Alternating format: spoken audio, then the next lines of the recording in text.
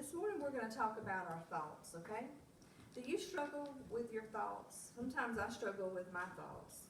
The mind can be a very tricky place, and our mind can either bring us up or it can bring us down. So my thoughts are going to be different than your thoughts because I'm a grown up and you're not. You're 8 years old, right? So our thoughts are different. Some of them might be the same, but a lot of times our thoughts are different because we have different things we have to think about. All right. So what are some things that you might think about as an 8-year-old? Milkshakes. Eating. Let me speak up for you. You talked about milkshakes, eating, Hoverboard. your hoverboard, what you might play with. When am I going to go swimming? Fishing. I might want to go fishing. I might want to go fishing with you, right? When are we going to go fishing? All right. What else is something you think about? All right. Maybe like what you're going to have for lunch. Maybe you think about that. Well, for me, as an adult, we think, like I said, we think about things differently. Okay, because we have different things we worry about or things that's on our plate. So here's some things I wrote down. What are we going to fix for supper? What do we need to fix for supper? What are we going to fix for supper? Are there groceries in there? Do I have hamburger meat? Do I have milk? Am I going? What am I going to wear? What do I need to do next? Are there groceries, like I said that already, that need to be bought? What bills need to be paid? What day is it today? Have I checked on this? Have I checked on that? What do I need to do now? Do I need to wash some clothes? What will the future hold? And what needs to be finished right now? Okay? That's just a random list that's something that might cross our mind, something that we might think about. We also think about our children. We think about our husband. We think about our wife. We think about our family. All those things we think about. There's a verse in Philippians. It's Philippians 4:8. It says this, and this is like a checklist. This is what God says, hey, I'm going to give you some guidelines on your thoughts and things that you need to think about, things that you need to have in your heart, things that you need to have in your mind.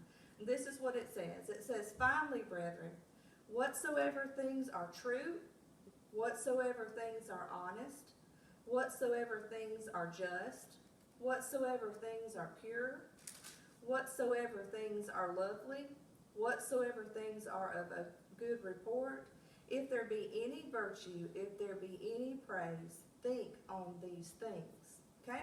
He doesn't tell us to think on bad things, right? He doesn't tell us to think on evil things. He doesn't tell us to think on things that wouldn't be pleasing to him. He says, I want you to think on things that are good, honest, pure, just, lovely, all those things. So this is like a checklist, and it's basically what we just said. It says a thought checklist.